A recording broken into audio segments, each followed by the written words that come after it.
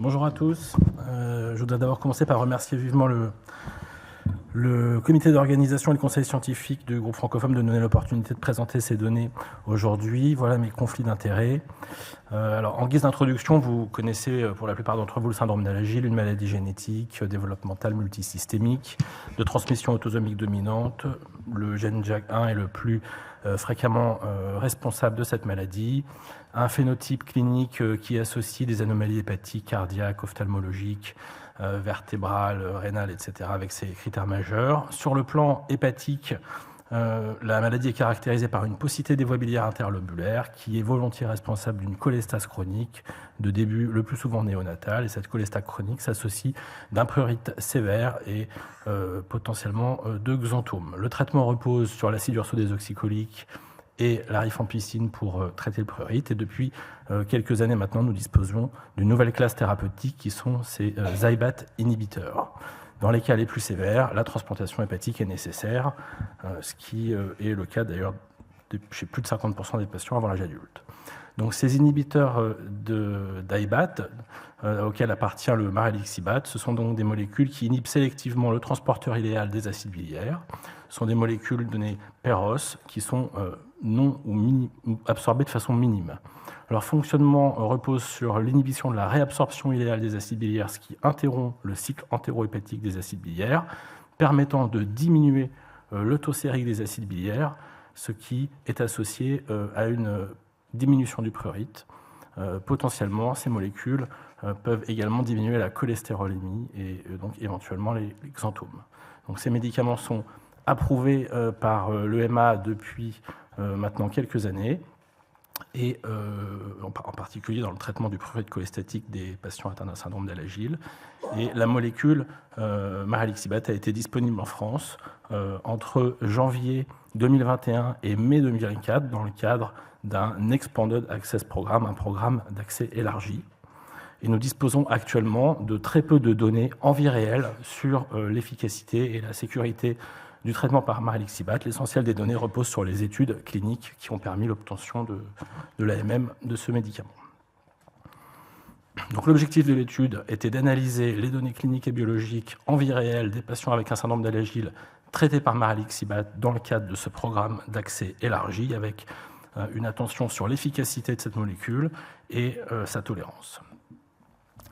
Donc les patients et les méthodes. Donc nous avons inclus tous les patients avec un syndrome d'Alagille traités par maralixibat en France dans le cadre de cet accès élargi, c'est-à-dire entre janvier 2021 et janvier 2024. On s'est arrêté en janvier 2024 pour disposer d'un minimum de follow-up pour ces patients. Le maralixibat a été prescrit comme recommandé à la posologie de 380 microgrammes par kilo une fois par jour, avec une période d'augmentation de dose, c'est-à-dire que la première semaine, on le prescrit à demi-dose, et puis on peut augmenter ensuite la dose si la tolérance est bonne. Et donc on a prospectivement recueilli jusqu'au 31 décembre 2024 les différentes données cliniques, essentiellement prurite et xanthome. Le prurite a été évalué par deux échelles, une échelle clinique remplie par le clinicien qu'on appelle le Clinical Scratch Scale CSS, qui est compris entre 0 et 4, et une échelle visuelle analogique de 0 à 10 qui était renseignée par le patient ou ses parents. Pour les xanthomes, on disposait également d'une échelle clinique de 0 à 4. Et puis les critères biologiques, bien sûr, on a recueilli les paramètres de biologie hépatique, et en particulier les acides biliaires sériques, la bilirubine et le cholestérol. Tout ça a été fait à la baseline avant traitement, puis à M1, M3, M6, puis tous les 6 mois. Les analyses, donc on a défini la réponse clinique comme étant une diminution d'au moins 1 point sur le CSS, échelle de 0 à 4, ou d'au moins 3 points sur l'échelle EVA de 0 à 10. Donc ça, ce sont les répondeurs cliniques. Les répondeurs biologiques ont été définis par une diminution d'au moins 30% des acides biliaires sériques par rapport à la baseline. Et bien sûr, nous avons recueilli les effets indésirables, essentiellement digestifs, connus pour ces molécules, et le maralixibat en particulier. Donc nous avons pu inclure tous les patients qui ont reçu le maraliximab dans le cadre de ce programme d'accès précoce à l'échelle nationale, avec la répartition par centre qui est sur le tableau sur votre droite. 35 garçons parmi ces 55 patients, une grande majorité de patients avec un syndrome d'Alagille dû à des mutations de JAG, 12 patients sur 55 présentaient des xanthomes, 4 avaient une cirrhose, 3 étaient déjà inscrits sur liste et une transplantation hépatique était contre-indiquée chez 3 d'entre eux. Et comme finalement dans les études cliniques, ces patients recevaient donc le maraliximab en addition des traitements habituels. Et vous voyez que dans notre cohorte, tous les patients recevaient de l'acide ursodeoxycholique et quasiment tous les patients recevaient déjà de la rifampicine. Et 9 parmi les 55 recevaient des traitements additionnels du prurite, type sertraline, antihistaminique, ce genre de drogue. Alors vous avez sur cette diapo les caractéristiques de ces 55 patients à la baseline. Vous voyez un âge médian de 5,2 ans s'échelonnant d'à peu près 6 mois à un patient adulte de 21 ans. Des scores de prurite cliniques forcément élevés avec 2,3 de score de prurite sur l'échelle de 0 à 4 et 5,3 sur l'échelle de 0 à 10. Une bilirubine autour de 100, des acides biliaires autour de 200 et un cholestérol autour de 13. L'efficacité a été étudiée chez 48 patients, puisque 6 patients n'ont pas pu être inclus du fait soit d'un arrêt précoce du médicament, soit de l'absence de données de suivi. Et la tolérance a été étudiée chez l'intégralité de la cohorte. Rapidement, vous voyez l'évolution du prurite avec le score de 0 à 4 sur le graphe de gauche, le score de 0 à 10 sur le graphe de droite. Et donc, vous voyez qu'il y a eu un bénéfice clinique de ce traitement chez 39 des 42 patients avec le score CSS et 33 des 40 patients qui ont pu être évalués avec le score EVA, donc une amélioration significative du prurite sous traitement. Les acides biliaires avaient une tendance à diminuer, mais cette tendance n'était pas significative, et donc vous voyez pour chaque point de time point, le nombre de patients et en dessous le nombre de répondeurs.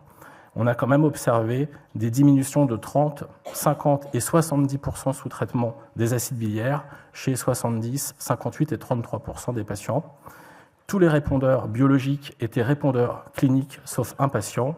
Et sur 36 patients qui avaient plus de 70 micromoles d'acide biliaire à la baseline, presque un tiers ont vu leur acide biliaire diminuer sous 70 micromoles par litre.